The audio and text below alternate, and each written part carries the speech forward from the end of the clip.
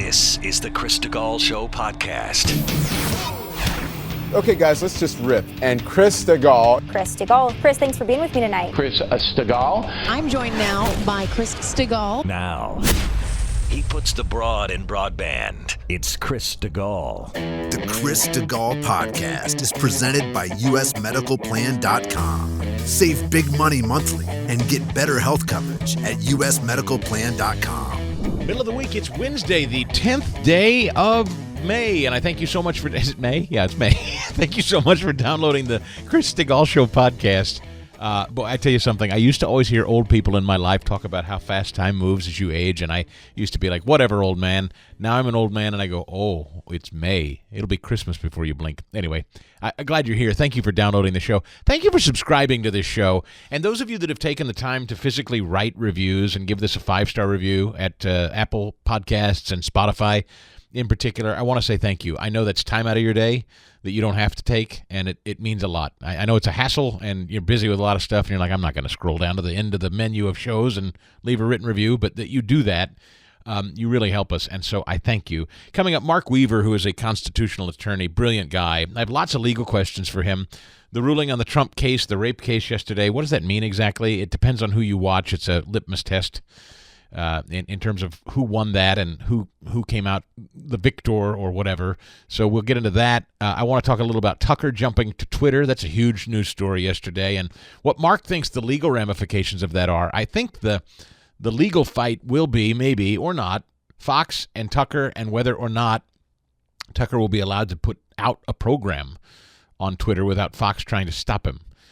Mark seems to have some insights into that. And then this business of Biden threatening the 14th Amendment. Somehow he believes that the Constitution allows him to unilaterally raise the debt ceiling without congressional approval. Congress literally controls the power of the purse. That is in the Constitution, and somehow Biden is inferring from his read of the 14th Amendment he has the power to alone raise the debt limit. And of course, the news today that the economy is still a mess. This came down this morning.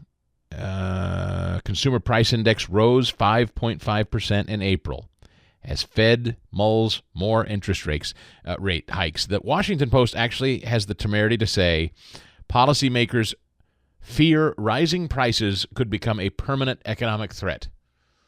How ridiculous. The only way rising prices become a permanent economic threat is if government continues to spend money we don't have. And that is clearly what Biden intends to do. It's destructive. It's on purpose.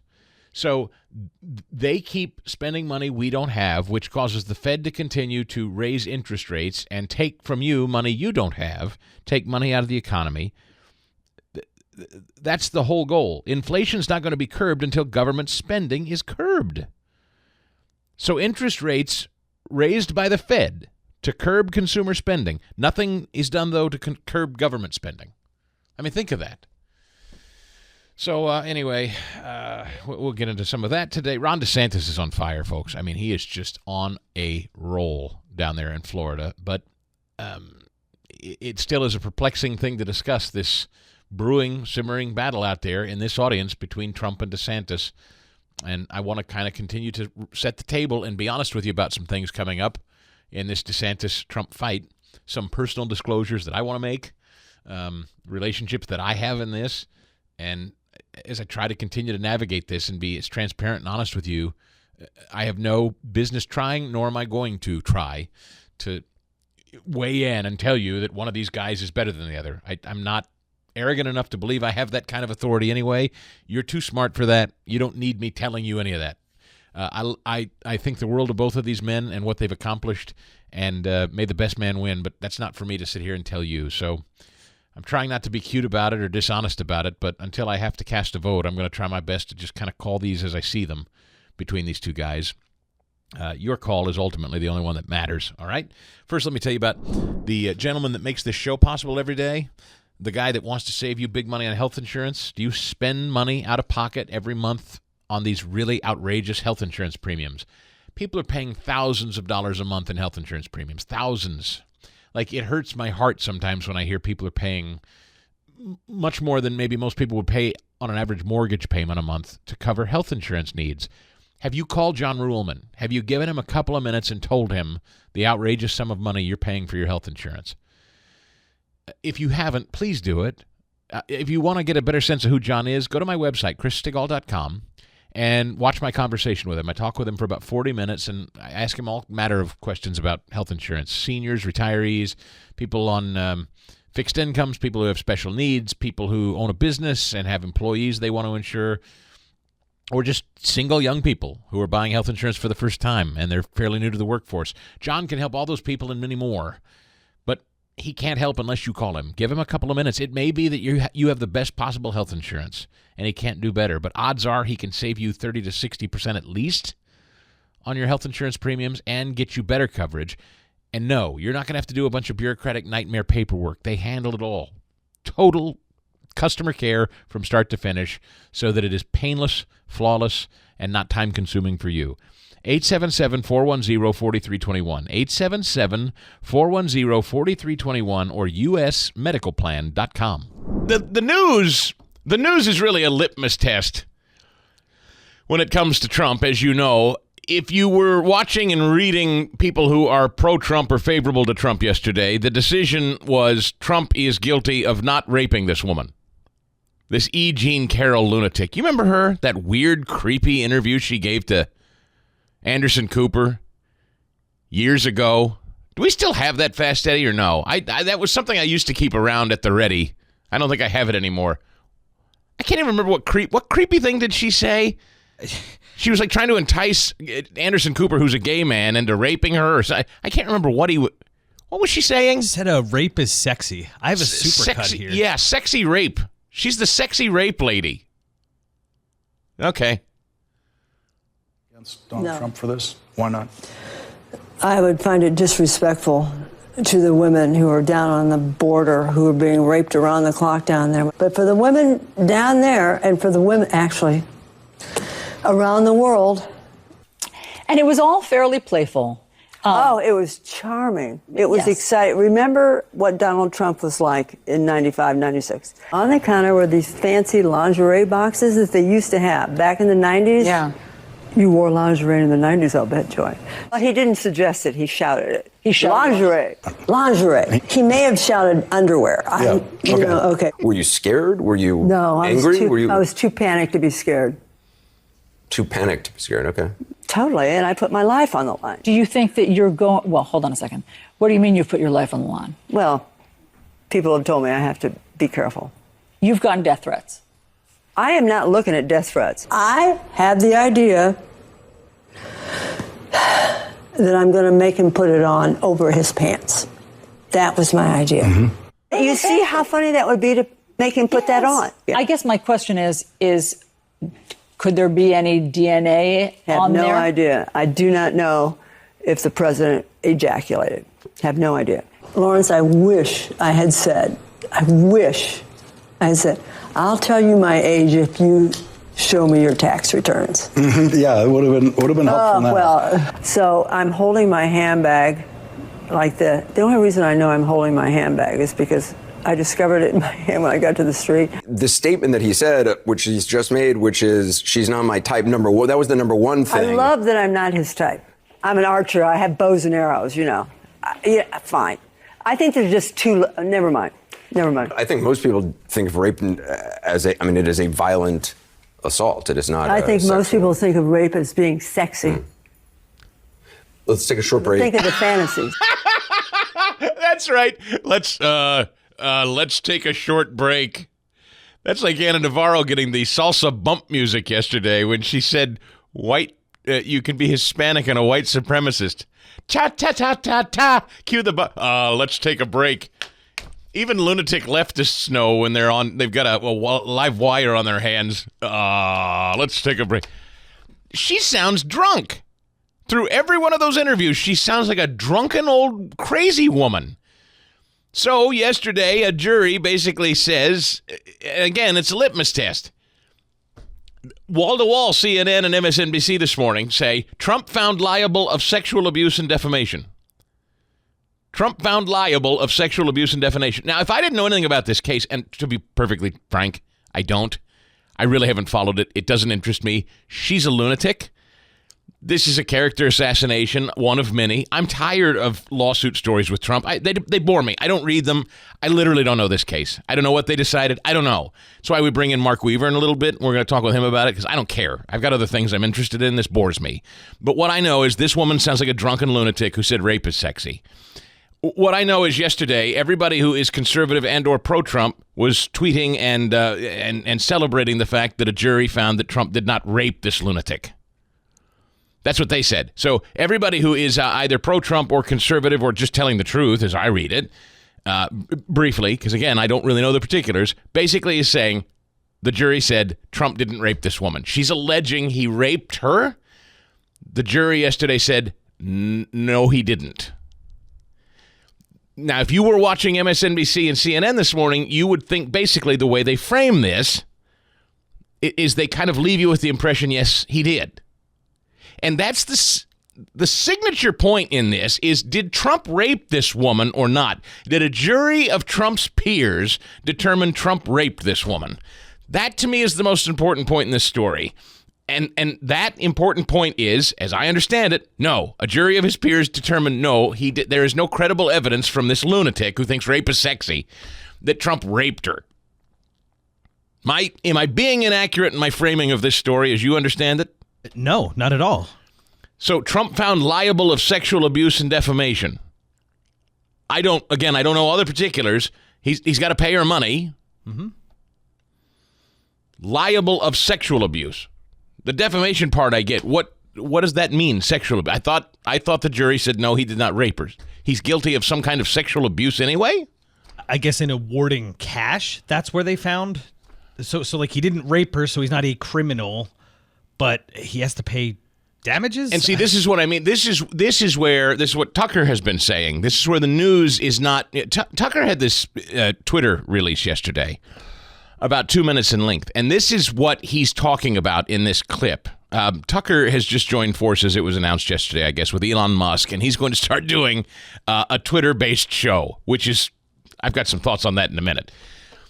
But in his kind of 2-minute monologue that he posts on Twitter, this is exactly what I'm talking about. If you're an honest person of goodwill and you're trying to figure out what happened in this case of this lunatic woman suing Trump claiming rape, depending on what you're watching today, you would be left with the impression that he assaulted her. Republicans defend Trump after sexual abuse verdict is the chyron at MSNBC this morning. Republicans defend Trump after sexual abuse verdict. And again, CNN similarly. Trump, I'm paraphrasing, but it's something about the settlement implies he's guilty of sexual abuse. Just the opposite was found. Like paying a woman a settlement is not an admission of rape or sexual abuse. The jury didn't find that, as I understand it. I'm not trying to spin this for Trump. I'm not interested in this story. I haven't read it deeply. I'll get into it in more detail coming up. But my point is, if you're an honest person really trying to figure out what happened yesterday,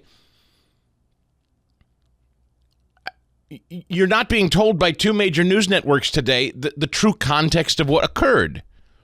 This woman was paid money for a defamation. The jury ultimately found that her character was assailed or something by Trump. But in terms of sexual assault or rape, which again to me is the biggest headline, it was not. That wasn't the case. So anyway, let's just turn to Tucker here, because this is exactly what we're talking about. In 2023, honest people of goodwill just trying to find the truth in a story. Here's what he posted on Twitter. Hey, it's Tucker Carlson. You often hear people say the news is full of lies, but most of the time that's not exactly right. Much of what you see on television or read the New York Times is in fact true in the literal sense. It could pass one of the media's own fact checks. Lawyers would be willing to sign off on it. In fact, they may have. But that doesn't make it true. It's not true. At the most basic level, the news you consume is a lie of the stealthiest and most insidious kind.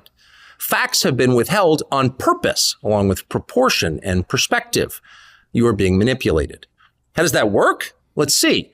If I tell you that a man has been unjustly arrested for armed robbery, that is not, strictly speaking, a lie. He may have been framed. At this point, there's been no trial, so no one can really say. But if I don't mention the fact that the same man has been arrested for the same crime 6 times before, am I really informing you? No, I'm not. I'm misleading you. And that's what the news media are doing in every story that matters, every day of the week, every week of the year. What's it like to work in a system like that? After more than 30 years in the middle of it, we could tell you stories. The best you can hope for in the news business at this point is the freedom to tell the fullest truth that you can. But there are always limits. And you know that if you bump up against those limits often enough, you will be fired for it. That's not a guess. It's guaranteed. Every person who works in English language media understands that. The rule of what you can't say defines everything. It's filthy, really, and it's utterly corrupting. You can't have a free society if people aren't allowed to say what they think is true. Speech is the fundamental prerequisite for democracy. That's why it's enshrined in the first of our constitutional amendments. Amazingly, as of tonight, there aren't many platforms left that allow free speech.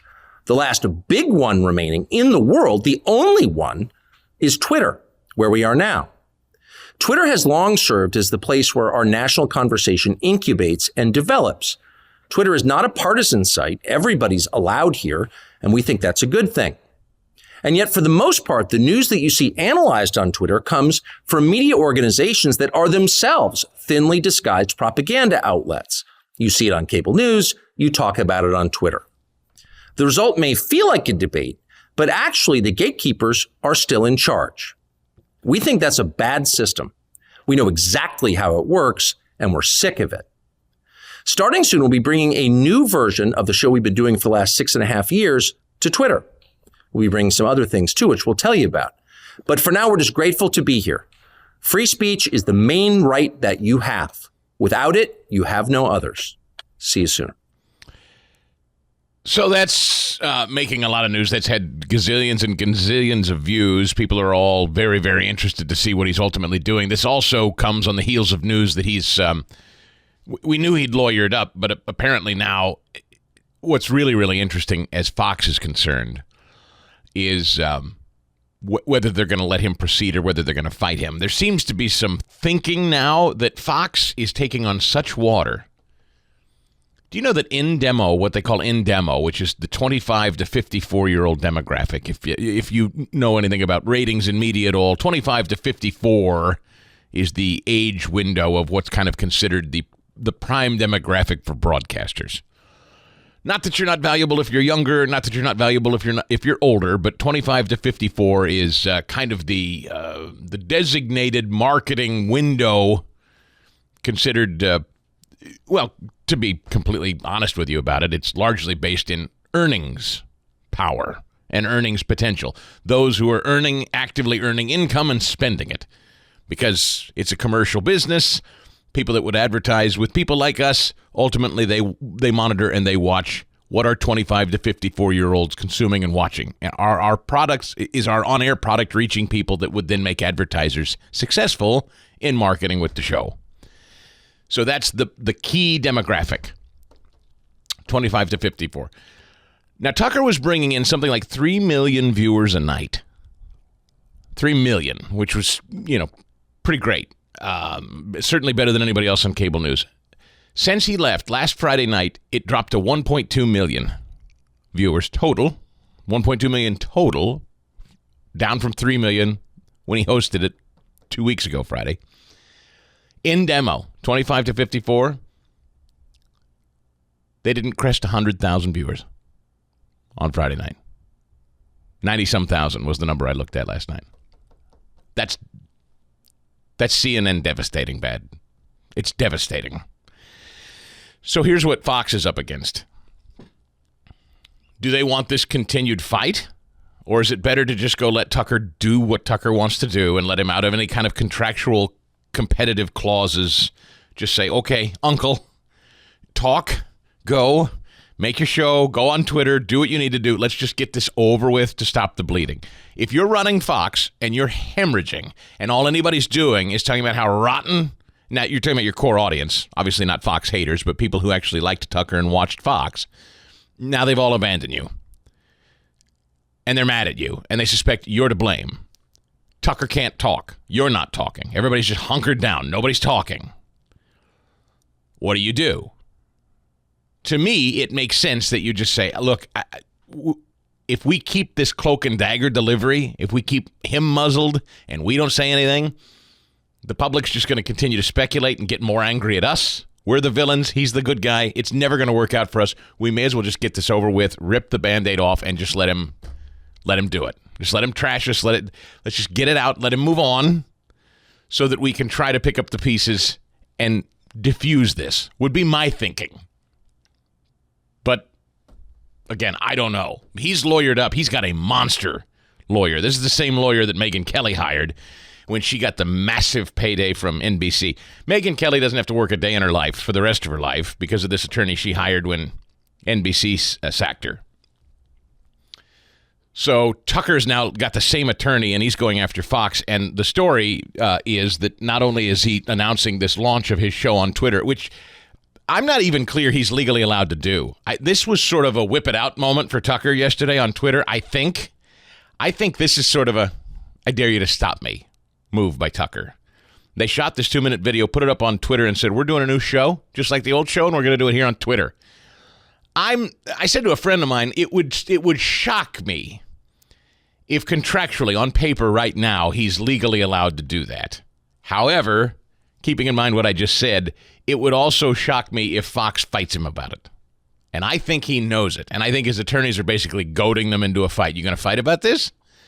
We think you breached contract. And that is what the potential lawsuit here between Fox and Tucker is, that there was a breach of contract, that they fired him, that they have no standing to keep him from competing. Now, if Tucker walked away, if he quit, he maintains they'd have standing. But because they fired him and it was in bad faith, he has every right to pick up and go do something else. So we'll see. I don't think this is as big a catastrophe as the Bud Light catastrophe. It's a catastrophe. There's more news on that in a minute, too. But anyway, I didn't want to get sidetracked. The point Tucker was making in that video. Now, if you go to Breitbart today and read about this piece, a jury in New York found former President Donald Trump liable Tuesday for sexual abuse and battery of E. Jean Carroll 3 decades ago, but not liable for rape, and awarded her $5 million in civil damages. The jury also found Trump defamed Miss Carroll in his reactions to her lawsuit. The jury reached its decision after a few hours. Trump decided not to testify on his own. Carroll had trouble recalling the date on which the alleged abuse took place, even the year. But the judge controversially allowed other women to testify they had similar experiences with Trump. Typically, such evidence of character purporting to prove that a defendant committed a specific act based on an alleged propensity to commit similar acts is inadmissible, except in very specific circumstances. Because the case was not a criminal case, the plaintiff's legal team was allowed to comment negatively on Trump's refusal to testify, and the jury was allowed to draw negative inferences from it. So this whole thing, again, it's this deck, every time it is stacked against Trump, the courtroom, the judges, the entire thing is a mockery built for media consumption to leave viewers, readers, with the impression that ultimately Trump is guilty of sexual assault, when in fact the truth of the matter is this woman literally cannot recall when it happened. She is as disreputable as Christine Ballsy Ford. Remember that mousy little twit with the Coke bottle glasses who alleged Justice Kavanaugh raped her?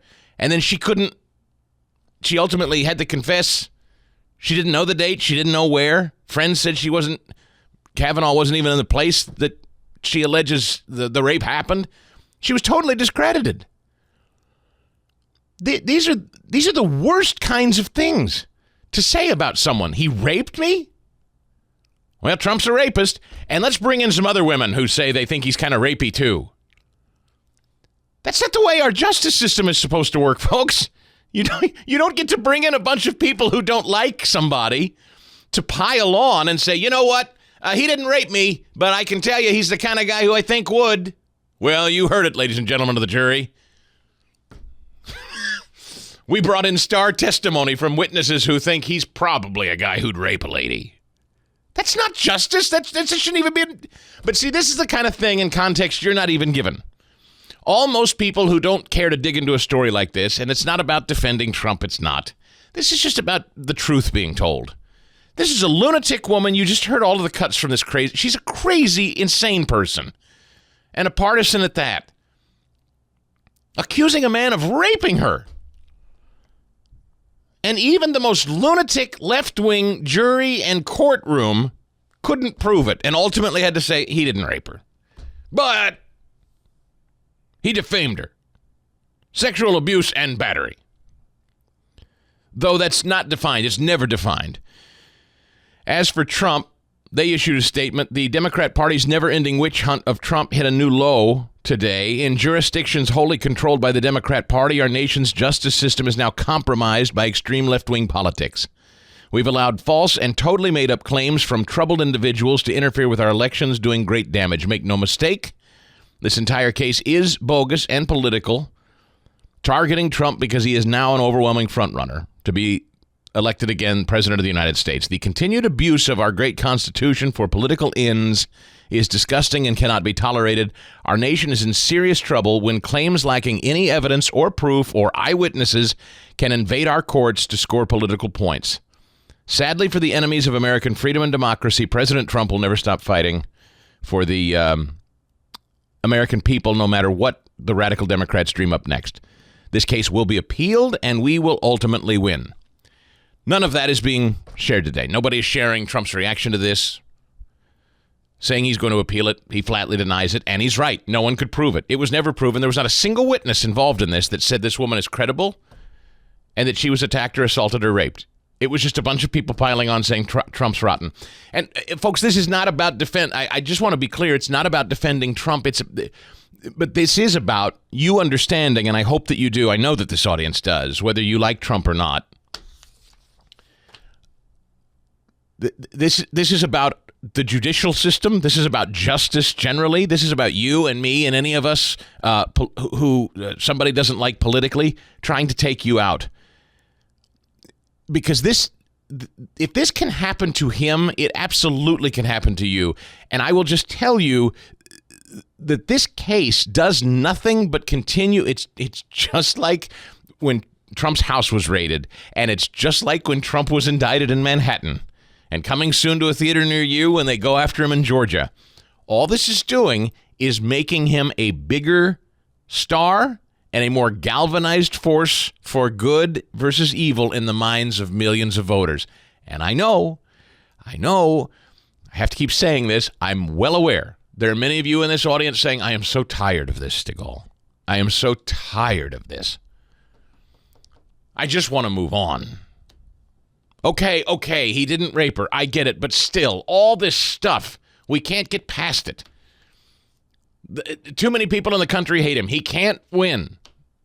I get it. I love that he was the president. I love what he did, but I'm ready to move on, Stigall. I'm tired. I understand that. I respect that. But you also have to know there are so many millions of people who do not share that sentiment. And they're not going to stop feeling a great passion for this man who they feel has been railroaded, just as they feel they've been railroaded by a system who's not thinking of them. Donald Trump is becoming, I want everyone to know this, he is becoming more and more and more with every passing month and year that he's attacked like this and sandbagged like this for the millions of people who identify with him as their beacon of justice. And that's what he is. To them, he's their retribution. It's what he said in his speech. He is the only thing that many millions of Americans feel is going to give them justice. What does that look like? Pick it. To the people in East Palestine, it looks like a government that lied to them about the safety of their drinking water, to people in some, major metropolitan cities, it may look like a criminal element that's overrun their town. To people at the southern border, a border that is already overrun and about to be overrun by hundreds of thousands. To millions of people who are in debt, financially struggling. To mothers and fathers who want a choice for their kids in school, hate critical race theory and DEI. In whatever capacity people that are trying to buy homes for the first time and know that the Biden administration is trying to railroad them, socking them with higher fees because they have good credit and have saved versus somebody who has bad credit and has saved nothing and they get a lower rate on fees. There are a million reasons Americans feel like they've just been dumped on. Back of the hand abused. And they see how Donald Trump is being treated in public, and they say, he's me. He gets it. He personifies the way so many millions of Americans feel. And for this is why you should understand that while this exhausts you and it does me. It does me. I don't like this. Believe me, there's nothing about this I even want to discuss. But I'm trying to just continue to reestablish and remind you there is a connection here. As people watch this man dragged through these salacious, ridiculous, absurd, unjust circus sideshows in courts of law where things should be thrown out rather than entertained, millions of Americans say, that guy's getting screwed just like I'm getting screwed. Nobody understands me quite like that guy understands me. That guy loves the country. I love the country. He's getting screwed. I'm getting screwed. I ride with him. Like, do you understand the depth of that connection? Very much so. I hope so. I'm not just you, Fast Eddie, but I mean, I hope everybody, whether you agree with him or hate him or are ready to move off of him, I hope you understand the depth of that connection with millions of people in this country that has not abated in the least. So that is an extraordinarily tough thing for somebody like Ron DeSantis to overcome. I'm not saying he can't. I'm not saying he shouldn't. I'm just saying this is just another it's another, like, we could do 30 more trials of Donald Trump. And every one is just like another log on their fire. It doesn't make him worse. You say, oh, I'm tired, not another Trump. I say, I hear you. But what you have to understand, it's like another log on the roaring fire of the passion for Trump. They're like, sue him again, go ahead. Raid his house again, go ahead. String him up, go ahead. Jail him, go ahead. Put him in a jumpsuit, go ahead. I'll wear him on a T-shirt and fundraise for him. And by the way, DeSantis is kicking butt in Florida. DeSantis is absolutely kicking butt. DeSantis has galvanized Florida in such a way you would have to have a Republican sweep down there to ever undo the things that Ron DeSantis is achieving. He's an absolute stud and rock star. I take nothing from his accomplishments. And I'm going to get to them in a minute. Hey there, it's Chris, back on the phone with my dentist and friend Bob Spinato at Williamsburg Dental in Broomall, Pennsylvania, just off the Blue Route with new technology. You have not just new associates, but they brought new technology into the business to make it a little easier for patients. Yeah, it's a very exciting time in dentistry. We have now introduced a three-dimensional x-ray called a CBCT scan in our office, which allows us to diagnose and things earlier for patients. My daughter is placing a lot of implants in the past that referred out. It's now being done in-house. And we also, we've been using dental or computer scanners for taking impressions for crowns for about the last 2 to 3 years. We now have introduced the next step, which is a milling machine, and we can now make crowns in the office. Things can be completed in the same day as opposed to having a temporary crown put on and 3 weeks later coming back and having a permanent crown put on. It's really a game changer, and it's a time saver for our patients to not have to make multiple visits to the office. Pick up the phone or go online, make that appointment, 610-353-2700 or williamsburg-dental.com. I was talking to a friend of mine over lunch about this yesterday, that I am as perplexed about how to talk about these two men as anything I've ever been perplexed over as a professional broadcaster, sincerely, because I can make a case for both. And I also know the passion people have for both, and I also know the disdain people have for both. It's really weird. It's really weird. I can find you in this audience someone who virulently hates Trump, passionately loves Trump, stridently distrusts DeSantis, and passionately loves DeSantis. I can find all four of those in this audience. And by the way, I continue to point out DeSantis is still not formally declared. That's the most amazing part of this. And he's doing amazing things. Let me pivot to DeSantis for a minute here. DeSantis just yesterday, you talk about rolling. This guy is just racking up the wins in Florida. And he's not doing it through executive orders, folks. He's doing it through the legislative process. He is leading and he's governing, and he is championing these legislative items through the legislature and signing bills into law. Ron DeSantis, as I said, is building a conservative fortress in Florida that will not be breached unless Democrats just sweep the state. So he is rolling, and I can't take that from him either. Florida Governor DeSantis signed a raise for teachers and the Teacher Bill of Rights bill at a news conference in Miami Tuesday. The second-term Republican also signed into law a bill to provide more transparency for public sector unions, ends their ability to take union dues directly from a member's paycheck.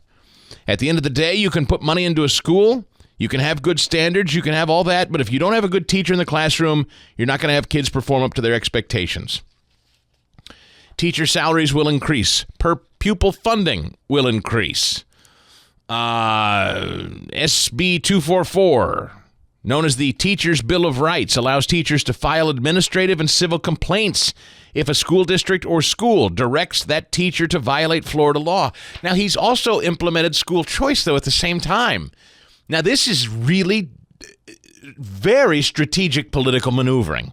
Ron DeSantis has given pay raises to public school teachers at the almost same exact time he has busted open the door for school choice.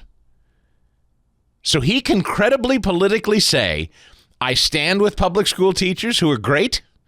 I'm giving public school teachers more a voice to sue on their behalves if they don't like the direction of their administration or they quibble.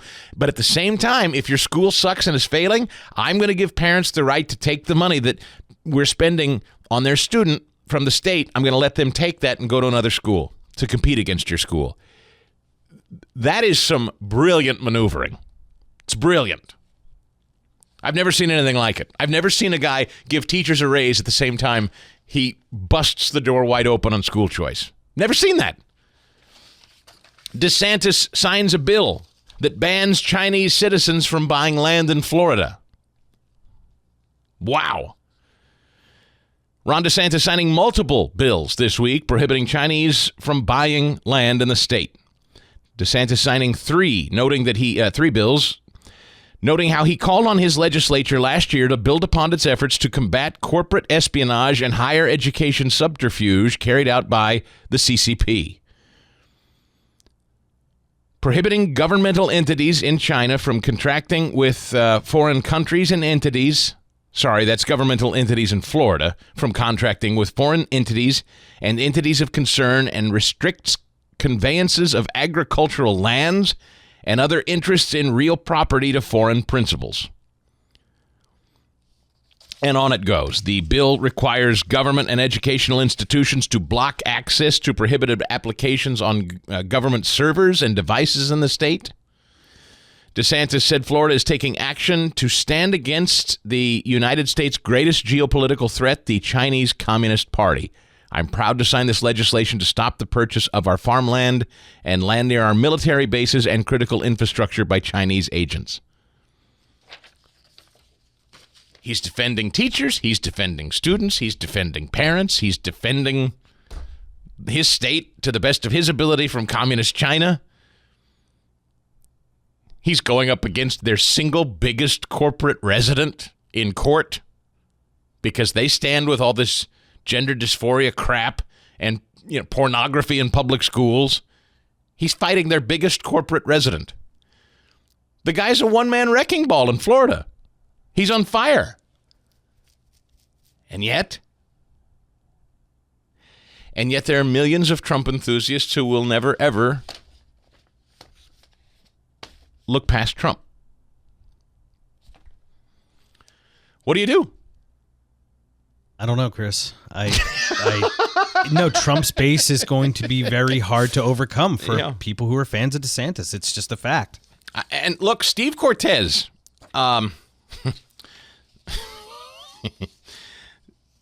Steve Cortez, a former colleague of ours here at Salem. Steve, in fact, little nugget, Steve was doing a radio show at our sister station in Chicago, and then ultimately had to leave the Post. He was doing well in Chicago for Salem, and I like Steve. He's been on our show. He's a great guy. Steve had to leave the radio show because of his active work campaigning for Donald Trump. He took a paid campaign position with the Trump campaign and had to leave the radio show because of it. Right? I'm not misremembering that. That's exactly right, yeah. So this came out yesterday in Newsweek from Steve Cortez.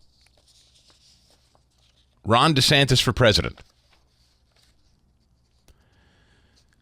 Now, again, Steve Cortez was a senior advisor to Donald Trump's 2016 and 2020 campaign, and he's now a surrogate and spokesperson for Ron DeSantis. By the way, full disclosure, friend of this show, good friend of mine, a personal friend of mine, and I should let you know this just because I want to be as transparent as possible here. One of my great personal friends is a guy that you've heard if you listen to the show. I've interviewed him prior. I interviewed him last year in a podcast ahead of the elections in November. Jeff Rowe is his name. Jeff Rowe is a political consultant who ran Ted Cruz's campaign against Donald Trump in 2016. The DeSantis people have signed Jeff to run the 2024. Ultimately, right now, Jeff is behind the pack for DeSantis.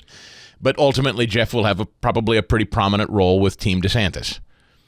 So Jeff is literally a personal friend of mine. I went to college with Jeff. Jeff was in my fraternity. So I want this audience to know that I have a very, very good friend who is running around the country, scooping up people like Steve Cortez and others to be a DeSantis surrogate now.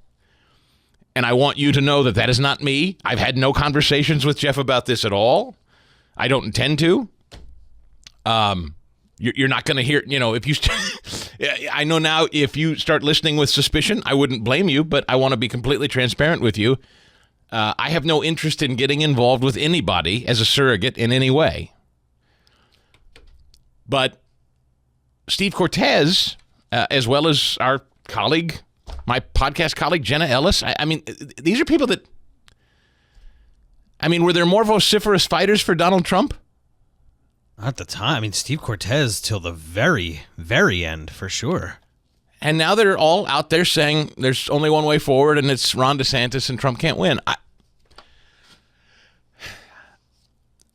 Even if somebody came along and said, here's a big bag of money, Stigall, I need you to start convincing your audience that DeSantis is the way, I couldn't sleep at night, folks. I couldn't sleep at night if I did that. I just couldn't. I'm not saying you're not entitled to change your mind, but for heaven's sakes, please be transparent. Please just be honest. Don't say, I've had an epiphany, eureka, I woke up and decided. After fighting to the death for Donald Trump, DeSantis is the way forward. Steve, be honest. You're taking a paycheck, man. Jenna, be honest. You're taking a paycheck, sister.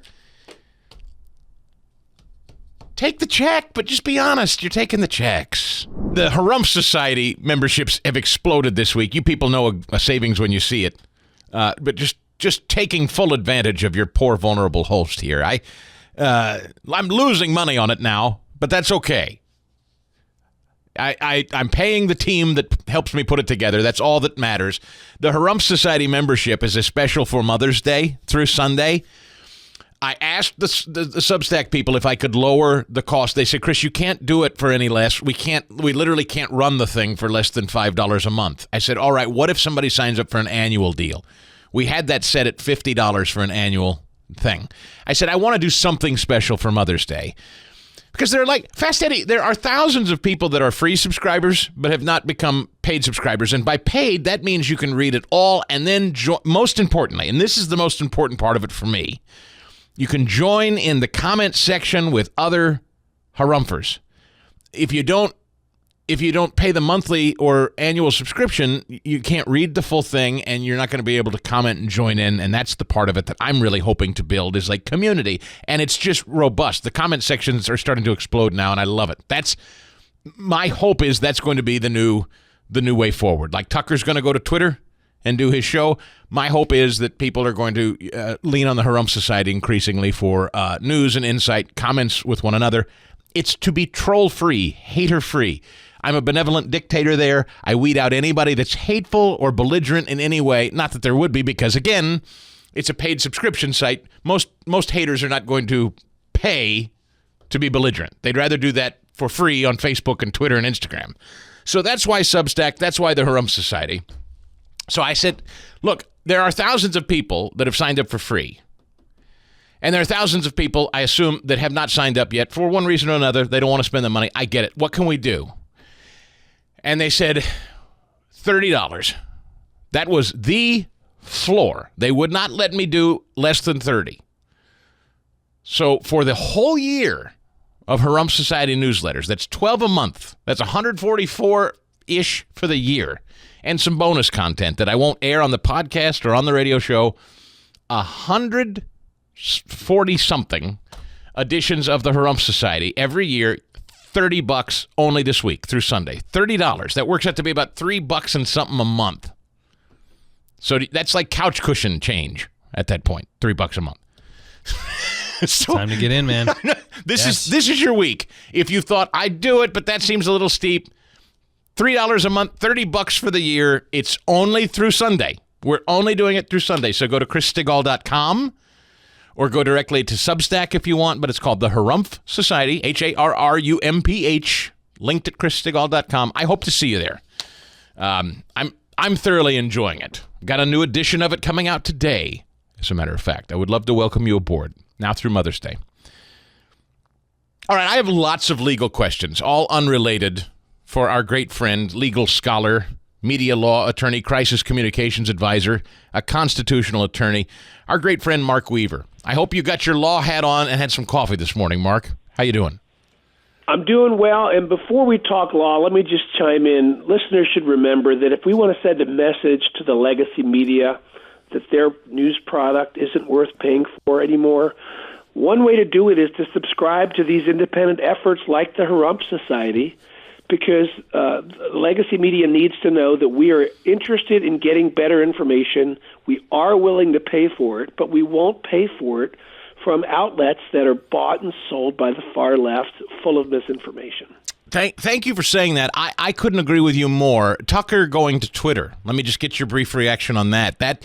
That's seismic. I mean, I would argue that what we're watching Tucker do here, Mark, perhaps, will easily eclipse Fox. I was kind of thinking about this last night, and going on Twitter to do a show, which Tucker says that's what he's about to do, it makes it younger, fresher, hipper. It makes him the first star for Elon Musk. Tucker's rebranded himself. Twitter's cleaned up. It's faster, fewer bots. Musk, kind of reinventing the automobile.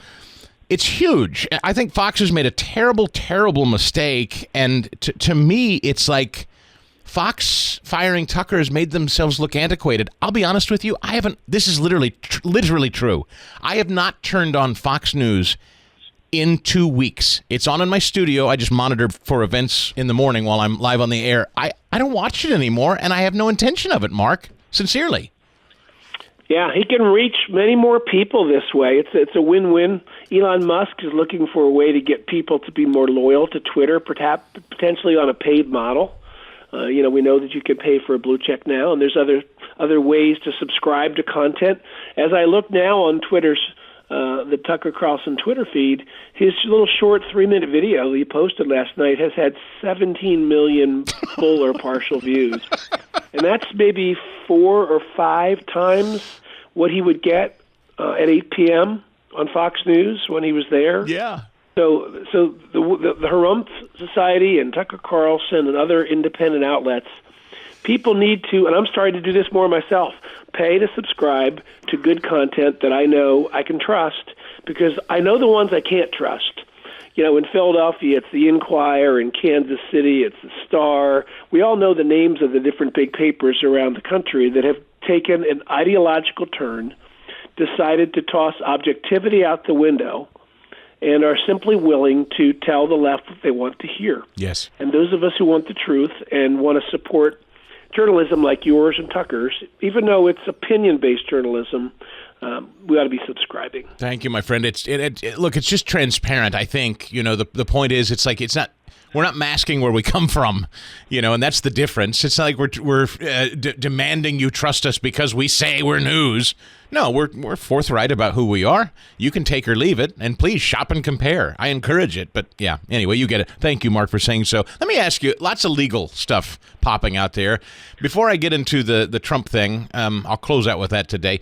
Let me start with, give me number 41 here. This came up again yesterday. I started hearing this from mainstream media outlets heading into the weekend. They're all saying the same thing. Biden could invoke the 14th Amendment. Biden could invoke I don't know where it came from, but they're all saying it at once. And he's been asked about it a couple of times. At first it was, no, I'd never. I couldn't. Here's what he said yesterday about it. Certainly there won't be a default. Are you willing to take unilateral action, like invoking the 14th Amendment, to make sure that doesn't happen? Well, the question, I have been considering the 14th Amendment. And the man I have enormous respect for, Larry Tribe, who advised me for a long time, thinks that it would be legitimate. But the problem is it would have to be litigated. And in the meantime, without an extension, it would still end up in the same place. I'll be very blunt with you. When we get by this, I'm thinking about taking a look at months down the road as to see what the court would say about whether or not it does work. Where is this coming from? On what authority does he think he can even entertain this? And isn't it interesting how he's moved off of, I'm not there yet, to, yeah, I'll probably look at that. Not sure what the courts will think of it. Of course they'll throw it out, Mark. I mean, if it gets to the Supreme Court, they would say absolutely not. I'm confident of that. But how do you read this? What is this? He's grasping at more straws than a man falling out of a hayloft. The person he just quoted, which is a retired law professor, Lawrence Tribe, he just quoted Tribe as supporting this notion, but in 2011 in New York Times op-ed, let me just quote one sentence from Lawrence Tribe. Quote, nothing in the 14th Amendment or any other constitutional provision suggests the president may usurp legislative power to prevent a violation of the Constitution.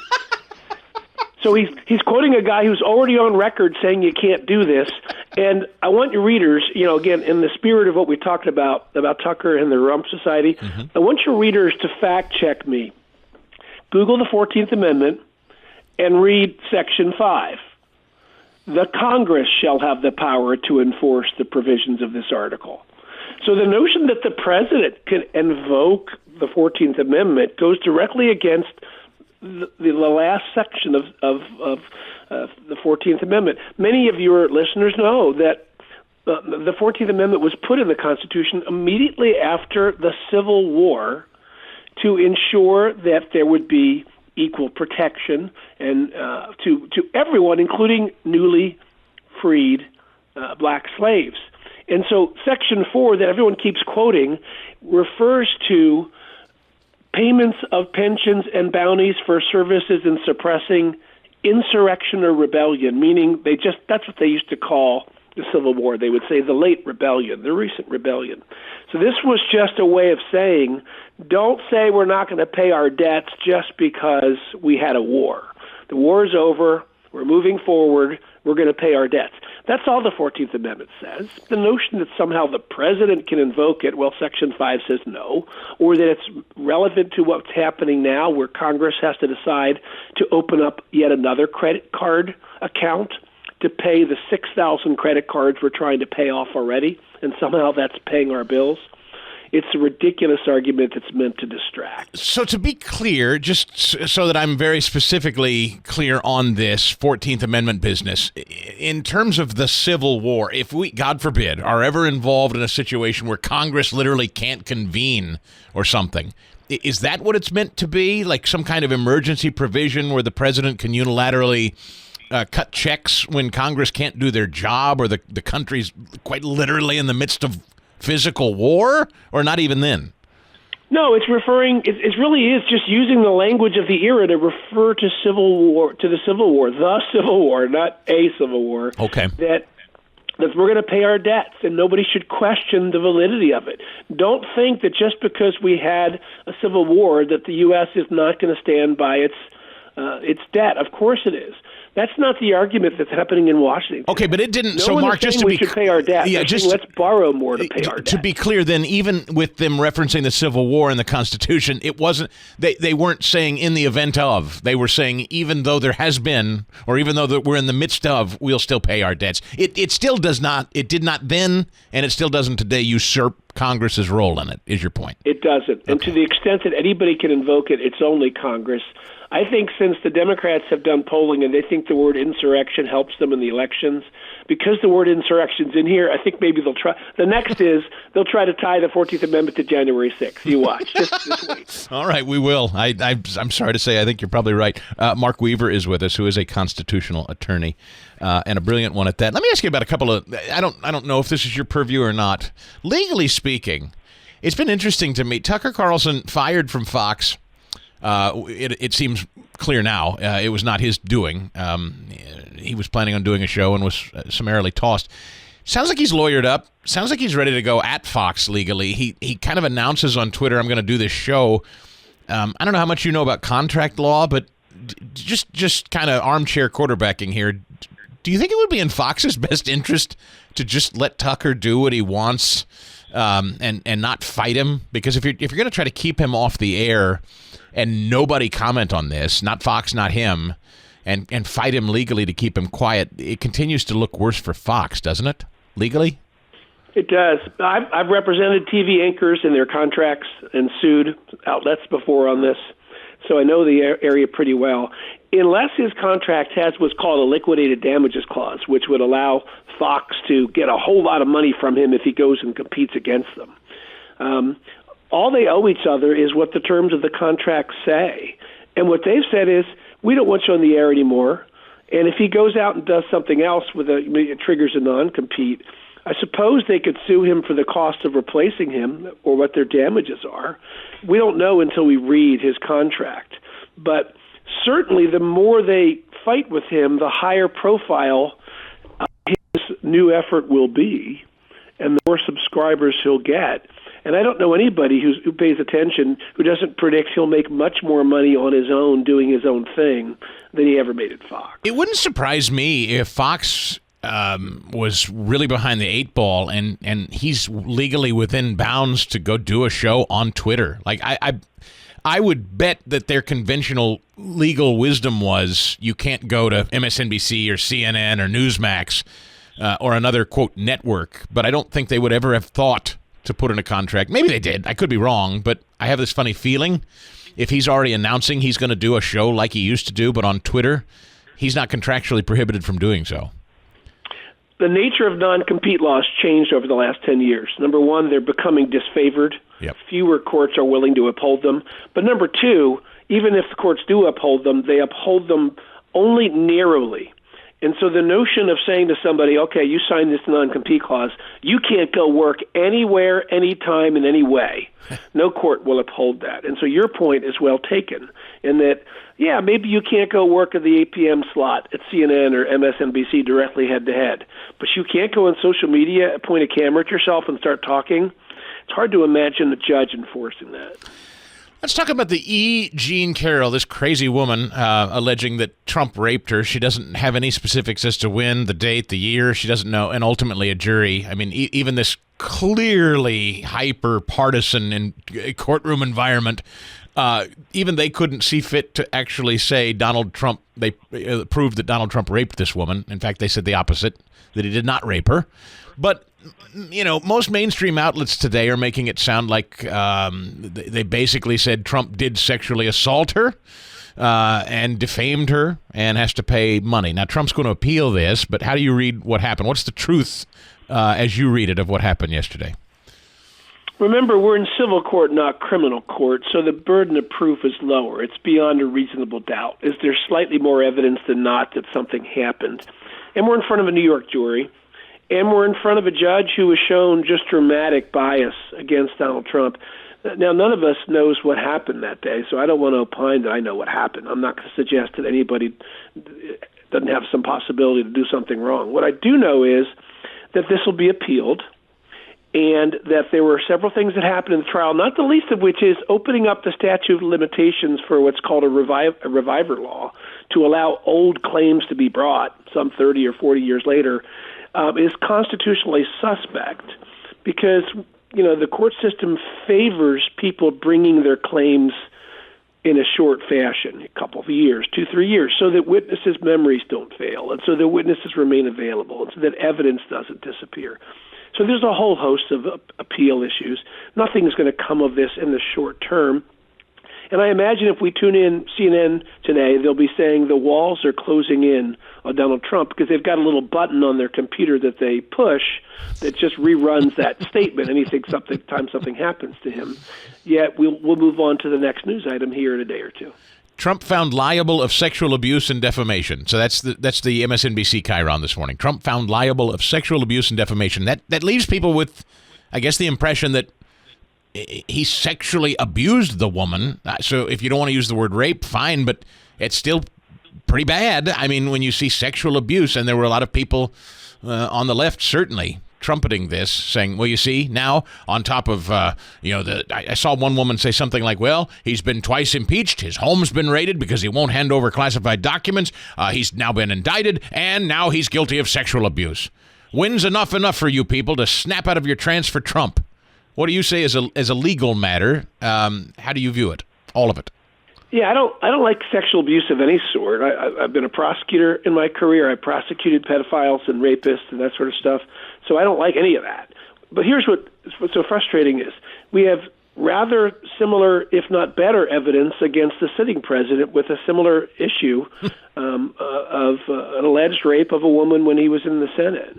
Yet those same people who are posting what you just read refuse to apply that standard to Joe Biden. So it feels like everybody is coming forward and using whatever evidence is available to defend their guy and attack the guy who's against their guy. That's no way to run a country. All of us should be angry if somebody breaks the law. All of us should want the law enforced equally across the board. But more and more of us are feeling like that's not happening anymore. And that's when the underpinnings of a republic like ours grow weak. The thing is, Mark, it's like, I've had people who voted for Trump, tired of Trump, want to move on from Trump, say to me, Chris, they will say to me, Chris, I have trouble with his character. I just can't get past it.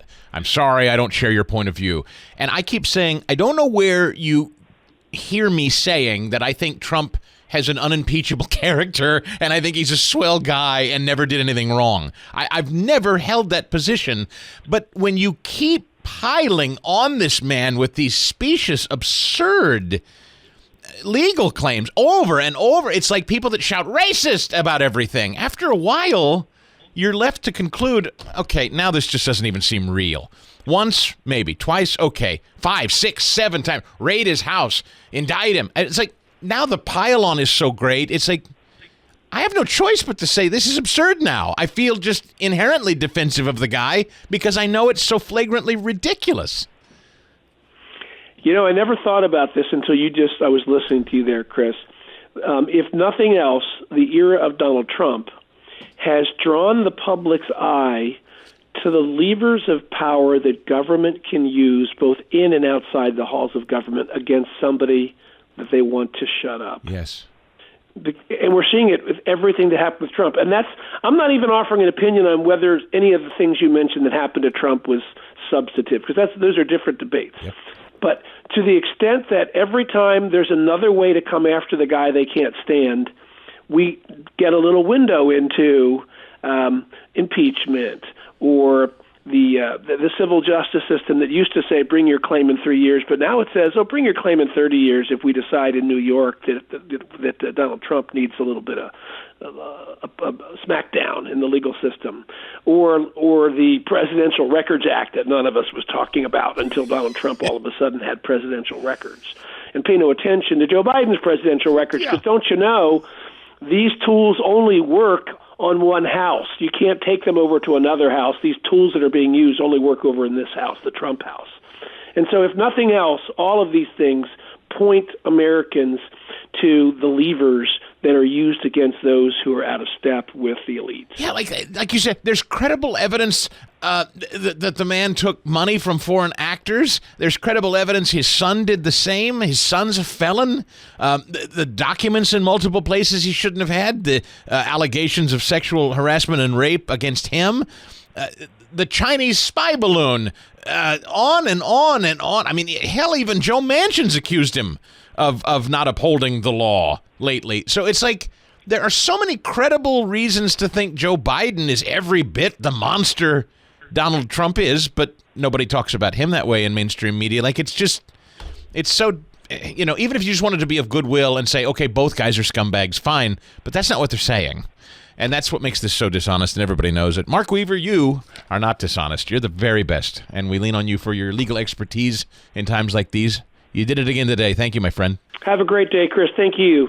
Okay, former President Trump issued a warning from Mar-a-Lago. You may have heard it. He said, quote, "Our currency is crashing and will soon no longer be the world standard, which will be our greatest defeat, frankly, in 200 years." That's a direct quote from Trump. Well, central banks are reducing their U.S. dollar holdings. That's true. They're increasing their gold inventory. That's true. There are a lot of people that believe serious threats to the future value of the U.S. dollar are very real because of inflation and deficit spending and our increasing national debt. Now, listen, I don't give financial advice, and I'm not going to start now. But one thing that has withstood the test of time, famine, wars, economic upheaval, gold. And you can own it in a tax-sheltered retirement account with the help of Birch Gold. You know, Birch Gold will help you convert an existing IRA or 401k, maybe from a previous employer, into an IRA in gold. And the best part is you don't pay a penny out of pocket. Now, if you want more information on this, if this sounds interesting to you, I hope you will investigate it and research it. I'm not asking you to take my word for it. I want you to reach out to the people at Birch who do business with the show. They want to talk to you about it. You can decide with them. Just text Chris to 989898, and they're going to send you a free information kit on gold. It's free. No obligation, no charge, but you can do some more reading, and I always encourage you to do that. Text Chris to 989898. Now, in March of this year, when the banks faltered and the stock market faltered, gold surged. Well, Birch Gold can help you find out how to protect your savings with gold. Birch Gold has an A-plus rating with the Better Business Bureau, thousands of happy customers. So investigate them. Text Chris to 989898 and get your free information kit on gold. Again, that's Chris. Just text it. Text Chris to 989898 and happy reading. I was just reminded on Twitter a little while ago, Stigall, you're doing the math wrong. It's just $2.50 a month. Your Harumph Society special breaks down to $2. You have given it half off. You don't even know how cheap you're doing this. Thank you for the correction. I did. I'm not great at math, folks. That was never my forte. Not going to lie to you. So technically, I am giving it at half off. We're just that's if you become an annual subscriber only, though. This week through Sunday for Mother's Day, we did something that everyone's mad at me for doing, but I don't care. All that I care is that you become a subscribing member to the Harumph Society. And many of you say, I already have. I'm a free subscriber. No. I mean a paid subscriber because I want you in the comments section. I want you to be able to read the entire edition of the Harumph Society, Monday, Wednesday, and Friday, every single week. 12 editions a month, over 140 a year. And, special stuff we'll be offering there. I do giveaways at the Harumph Society regularly that I don't do on the air or on the podcast. There will be some specials coming up this year and some special events that I will tell Harumphers about first. So if you've been thinking about this is the week. $30 for the whole year. $2.50 a month is what that breaks down to be. The accountant is furious, but I don't care. It doesn't matter to me. I'm not. I'm looking at it as, given the state we live in nowadays, given the day and age in which we live, you can never be too cautious. When it comes to where you can find your host, you can just never be too cautious. The Harump Society was constructed along with the podcast as added insulation, I guess is what I'm going to say, in a day and age where, poof, not that I don't mean to be cryptic and suggest that I know something. I don't know anything. I'm just saying there's no reason to conclude anything. You just don't know. You don't know. People are being bought and sold, acquisitions and mergers. Lord knows this economy. Speaking of this economy, it occurs to me, obviously inflation is not going to be curbed until government spending is curbed, right? You can't have less inflation if we're going to keep spending and spending money. Joe Biden refuses to stop spending money. He will not adhere to any reduction in spending from the Republicans. That means inflation will not be curbed. What does the Federal Reserve do for their part in this whole back and forth? They say, well, we got to help curb inflation, and the only way to stop inflation is what? Raise interest rates. What does that mean for people? We've talked about this. People with credit card debt, people with adjustable rates. What is that doing to people that have lines of credit? It's making their payments. You're breaking people. You're physically breaking the economy. So you keep spending money that we don't have, causing inflation. The Fed keeps raising interest rates to keep it in check. At some point, interest rates are going to raise so high, commerce will just grind to a halt. Inflation won't be curbed until government spending is curbed. So if you're tracking here, the Federal Reserve raises rates to curb consumer spending. But nothing is done to curb government spending. Isn't that interesting? We don't expect government to stop spending, but the Fed is actively trying to stop you from spending. Do you see the disaster that Biden is, and of course it's on purpose. The destruction is on purpose. That's what's so frustrating and infuriating. It's Marxism. It's the space between, and you good Harumpers will know this. I mean, those of you who are Harump Society, you're fortunate. Harump Society members know what Marxism is. We've defined it there. It occupies the space in the timeline between capitalism and communism. Marxism is the dismantling of capitalism and individual rights. Marxism is the bridge between a free capitalistic society and communism. Marxism is the bridge. We're on the bridge, folks. That's what we're living through right now.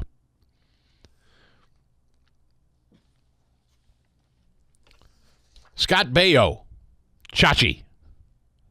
Interesting story. I'm a couple of days behind on this, but Scott Baio says he's leaving California over crime and homelessness. The former Charles in charge. Oh, that's right. Charles in charge. I forgot. Nicole Eggert. Oh, boy. You talk about a heartthrob as a teenager. Goodness sakes. Remember Nicole Eggert? I don't know. You're young enough that you might know Nicole Eggert more from Baywatch than Charles in Charge. Probably. I remember Nicole Eggert from Charles in Charge. Oh, my. Anyway, he tweeted last week that he's going to exit stage right from California after 45 years. He also shared a screen grab and a quote from a story about homeless encampments near Beverly Hills.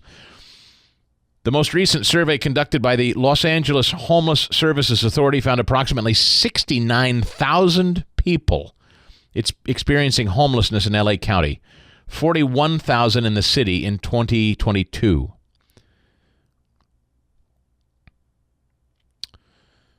He lives in Woodland Hills, California. Baio's wife, Renee, tweeted some information about their daughter, Bailey. Never in my life did I think we'd be changing our whole lives for our daughter to jump all in on her dream. I will miss my new kitchen and our friends. However, this is an exciting journey that we're about to go on. So, I mean, good for him. Sorry it had to get so rotten that he had to get out of there, but he's calling attention to it. Speaking of California, Di-Fi wheeling her old bag of bones back to Capitol Hill. Senator Feinstein's office disclosing yesterday she is returning to Washington following an absence of more than 2 months. This reminds me of, again, we're finishing the final season of Ozark. This reminds me of when the drug kingpin is in prison and trying to keep a hold of his drug cartel from prison. This is what it feels like with Dianne Feinstein. Like, everyone in her insular little group, they all know that the walls are closing in and the family wants to take her out and install somebody new, but she's still desperately trying to hang on. So they're going to wheel her old sick bones back to D.C. to show everybody she's still running the show.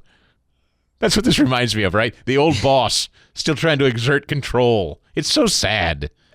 They want to take her out behind the barn politically, and she refuses. She won't let go. She's 90-something, right? Yes. Oh. Speaking of pathetic, and it just is, I'm sorry. I know we're supposed to... I'm sorry, I don't. Just make me... Maybe somebody said to me yesterday, you were talking about how you're not unkind. You don't set out to be unkind. You're mean-spirited, though, sometimes. Stipulated. I am. I can be mean-spirited. And I suppose people think I'm mean-spirited in the way I talk about John Fetterman. But I'm sorry. I do not... this doesn't make me feel sad for him. This makes me angry at the people around him, and frankly, it makes me angry at him, because you know why? I look at them as selfish. It makes me mad. Their selfishness makes me mad. This whole thing about feel sorry for me, I'm very sick, and I'm very depressed, and everyone's being so mean to me. Then you know what you do? You shut the hell up. You get out of public life, you go lead a private life, and get well with your family. That's what you do. What is this pity me public crusade? His entire campaign was vote for me, I'm pathetic. Yeah, stand with John Fetterman. Why? 'Cause he's pathetic. It's the weirdest campaign I've ever heard in my life, Fast Eddie. Vote for me. People are mean. It's astounding. I don't know how anybody could get away with this. What's this? This third interview since he's been out. And again, cut together. Like, this interview, there was interspersed footage and audio and different tweets and like narration. Again, like, what are we doing? Morning Joe, the Nerd Prom king and queen. This is how long are they milking this? I thought he was doing this last week. Didn't he have an interview with him last week? He had it was KDKA last week, the one in Pittsburgh. So there was... But I feel like this sit-down interview with Fetterman has been going on for a while. Because I screenshotted last week and I said, who's the senator in this picture? Because he's wearing his hoodie and Joe Scarborough's sitting there interviewing him. They're milking this thing over 2 weeks now. I was going to say, did they do a two-parter, maybe? I think yes, like, that's unbelievable. Is John Fetterman worth 2 weeks of programming? What the hell? All right, so they're running more John Fetterman propaganda to help prop him up. This is the Nerd Prom king, Joe Scarborough, and his tortoiseshell glasses and his pompadour, interviewing the guy in the hoodie pretending to be senator from Pennsylvania. Can you talk about your decision to seek help, to go to Walter Reed? What was sort of the triggering event for you?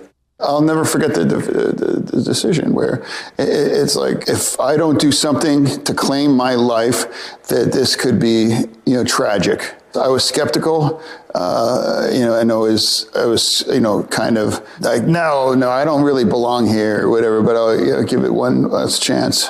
Now, as he is seeking help for depression, his wife Giselle tweeting, after what he's been through in the past year, there's probably no one who wanted to talk about his own health less than John.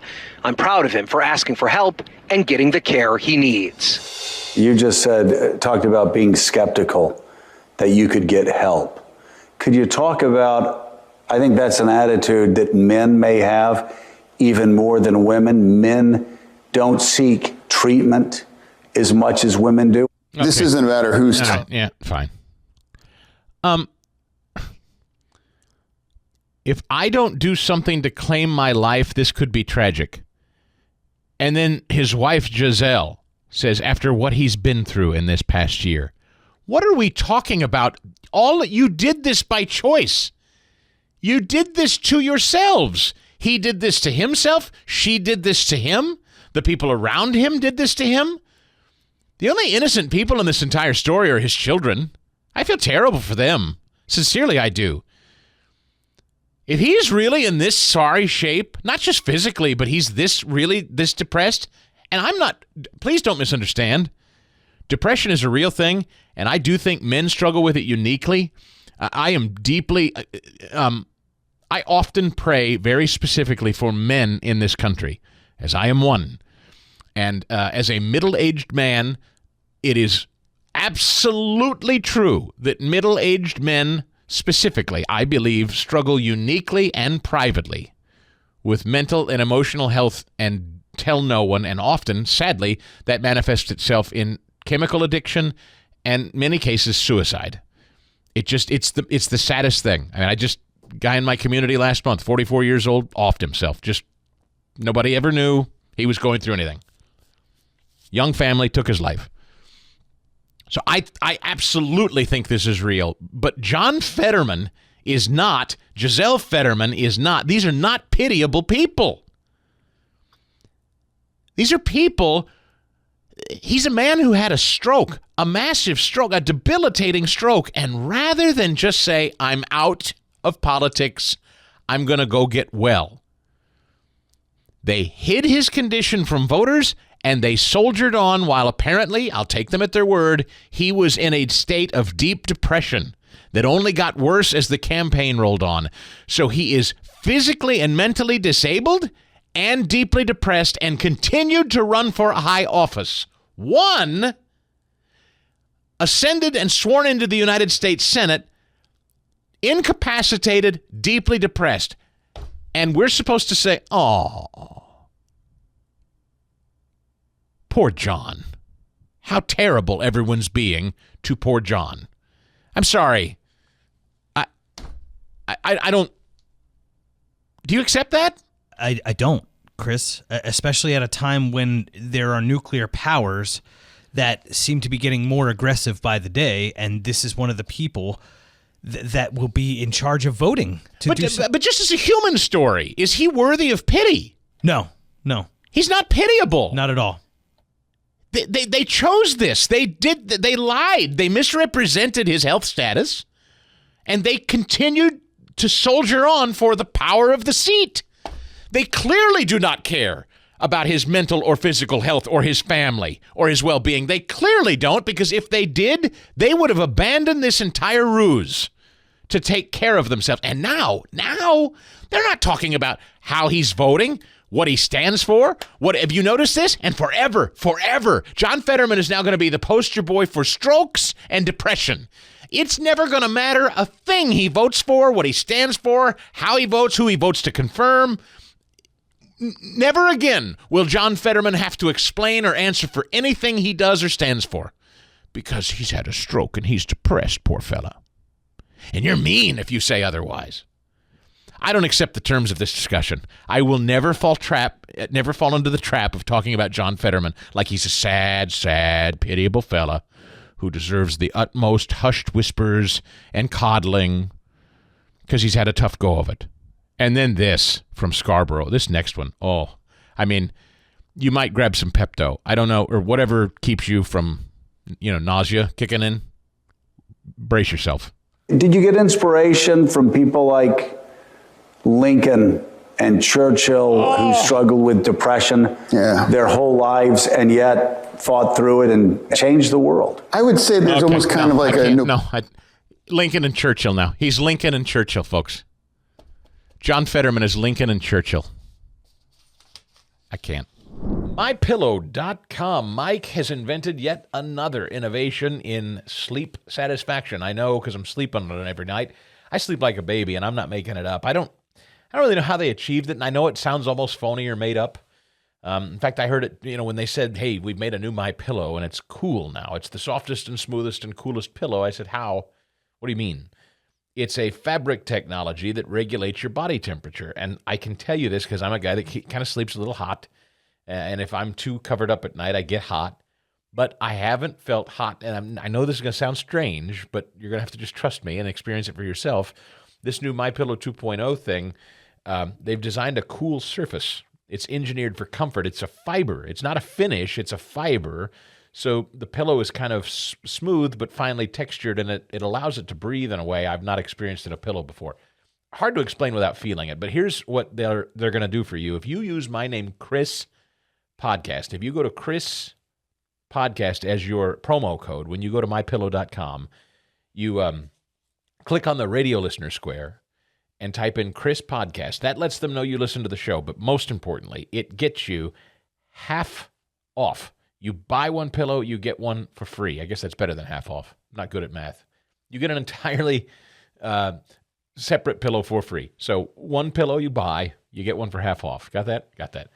Now, on everything else at mypillow.com, save up to 66% if you use my name, Chris Podcast. Seriously. So that's the coffee, that's the robes, that's the slippers, that's the Giza Dream Sheets, that's the dog bed. Dean loves the MyPillow dog bed. He loves it. Sleeps on it every day since we got it. I love these sheets and these pillows. They are so comfortable. Christine loves her MyPillow slippers. There's lots of, I'm even sipping some My Coffee. Mike's got his own line of coffee now. It's all American made. You can feel great about who you're buying the products from, but also who makes them. Great customer service, too. If you call 800-932-5056, tell them Chris said hi, say Chris Podcast, you'll get that big deal, discount on all the stuff, and then the free MyPillow 2.0 with the purchase of one. A 10-year warranty, a 60-day money-back guarantee. Use Chris Podcast at mypillow.com. I didn't get to this, and I wanted to yesterday. I want to end on an up note. Richard Dreyfuss on diversity requirements at the Oscars. This is number 83. Just fantastic. Let's close out with Richard Dreyfuss today. Shifting gears entirely. Starting in 2024, films will be required to meet new inclusion standards to be eligible for the Academy Awards for Best Picture. They'll have to have a certain percentage of actors or crew from underrepresented racial and ethnic groups. What do you think of these new inclusion standards for films? They make me vomit. Why? Because this is an art form. It's also a form of commerce, and it makes money, but it's an art. And no one should be telling me as an artist that I have to give in to the latest, most current idea of what morality is. And what are we risking? Are we really risking hurting people's feelings? You can't legislate that. And you have to let life be life. And I'm sorry, I don't think that there's a minority or a majority in the country that has to be catered to like that. Yeah. You know, Laurence Olivier was the last white actor to play Othello.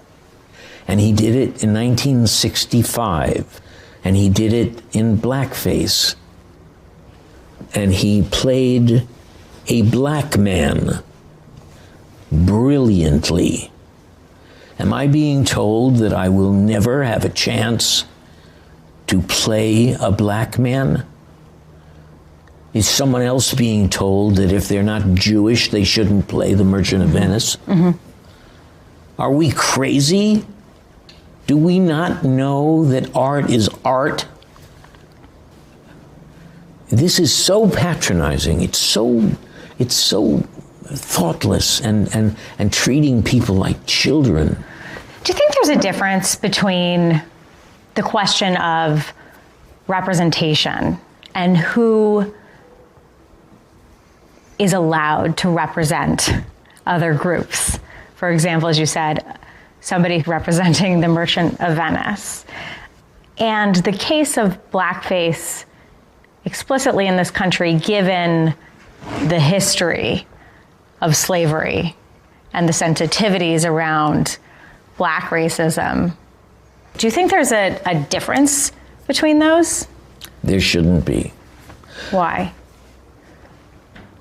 Because it's patronizing. Because it says that we're so fragile that we can't have our feelings hurt. And we have to anticipate having our feelings hurt, our children's feelings. We don't know how to stand up and bop the bully in the face. Do you think, as we tell stories about our past, that there is a fuller version of our history that is perhaps more inclusive to the diversity of the country now, or? You know, I once worked for a guy who was making a film about the gangsters of the 30s. And I said, why did you change this incident and that incident from the reality? Because the reality was so much more interesting than what you created. He's an artist, folks. The Chris DeGaulle Show podcast.